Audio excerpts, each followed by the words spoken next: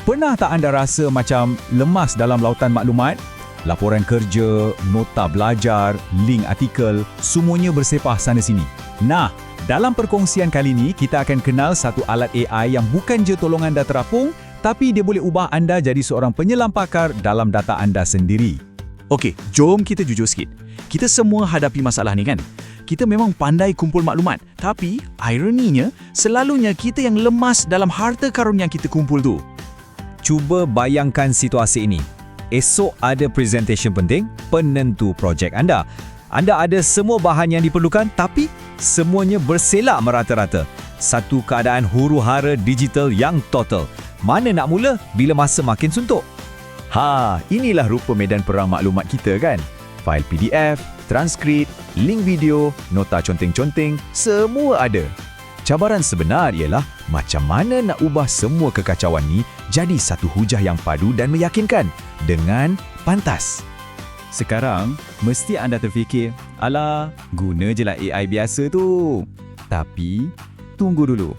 Ada perbezaan yang sangat besar antara AI generik dengan alat yang kita nak bedah siasat ni. Jadi, inilah konsep utamanya. Berasaskan sumber atau source grounded. Maksudnya, notebook LM hanya akan jawab soalan berdasarkan dokumen yang anda bagi. Dia takkan pandai-pandai ambil maklumat dari internet secara rawak. Dia ni macam pakar peribadi anda, bukan pakar serba tahu yang umum. Yang menarik pasal perbandingan ni kan, chatbot biasa tu macam sebuah perpustakaan awam yang besar. Dia tahu sikit-sikit pasal banyak benda. Tapi notebook LM ni, dia macam pustakawan pribadi anda. Dia tahu semua benda pasal koleksi buku anda sahaja. Ini yang paling penting. Ia kurangkan risiko maklumat tak tepat atau halusinasi AI, itu bila AI mula mereka-reka fakta. Okey, kita dah faham apa bezanya notebook LM ni. Sekarang, jom kita tengok magic dia. Macam mana ia ubah semua bahan research yang bersepah tu jadi sesuatu yang tersusun rapi. Ini bukan setakat ringkasan biasa tau. Kita cakap pasal ubah data mentah, macam nota temu bual yang panjang kepada format yang tersusun dan boleh guna terus. Contohnya, macam jadual yang bandingkan jawapan semua orang yang anda interview. Tengok contoh ni. Jadual ni dibuat secara automatik daripada berbelas-belas dokumen yang tak tersusun. Anda cuma perlu tentukan kolom apa yang anda nak, nama, ciri, harga dan dia akan tarik keluar semua maklumat tu untuk anda. Cuba bayangkan berapa jam kerja manual yang boleh jimat. Paling best, boleh terus ekspor ke Google Sheets dengan satu klik je. Tapi kadang-kadang senarai atau jadual je tak cukup kan? Kita perlu nampak gambaran yang lebih besar. Macam mana satu idea tu bersambung dengan idea lain dalam semua sumber kita. Dan inilah cara dia buat. Guna peta minda yang betul-betul interaktif. Dia akan imbas semua sumber anda dan tunjukkan kaitan antara idea-idea utama dalam bentuk visual. Anda boleh klik mana-mana cabang untuk explore lebih dalam. Dan dengan satu klik lagi, dia terus bawa anda ke petikan asal dalam sumber anda. Ini bukan lagi membaca. Ini dah jadi macam penjelajahan ilmu. Okey, data kita dah kemas. Sekarang, bahagian yang paling seronok. Kita ubah semua pengetahuan ni jadi kandungan yang siap boleh guna. Proses dia senang je. Pertama, muat naik sumber anda. Kedua, dan kat sinilah magicnya. Guna ikon pensel tu untuk bagi arahan spesifik apa yang anda nak. Anda pengarahnya. Ketiga, tekan jana dan tengoklah research anda dihidupkan. Perlukan presentation untuk mesyuarat esok pagi? Tak ada masalah. Dia boleh buatkan draft pertama deck slide, siap dengan tajuk, isi penting dan juga cadangan visual. Semuanya berdasarkan cerita yang dijumpa dalam sumber-sumber anda tu.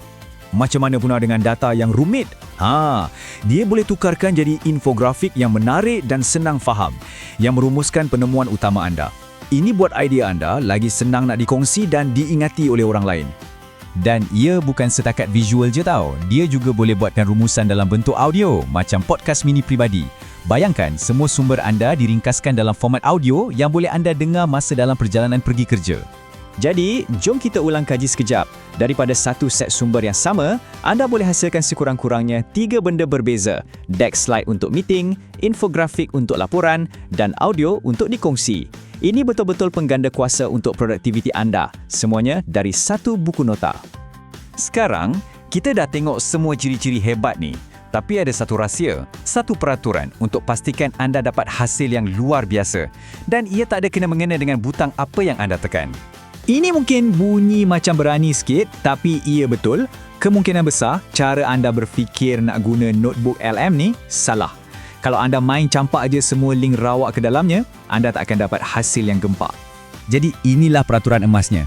Kurasi, pilih sumber anda dengan teliti, macam anda seorang kurator muzium. Guna dokumen, artikel dan video yang anda dah sahkan dan percaya.